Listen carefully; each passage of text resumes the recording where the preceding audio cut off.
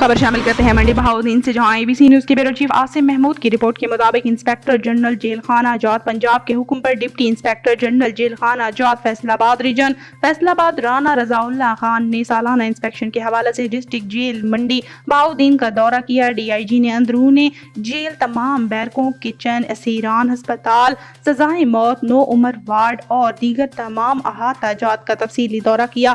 انہوں نے اسیران سے ملاقات کے دوران اسیران سے فرداً ان کے مسائل دریافت کیے اور ضروری ہدایات جاری کی۔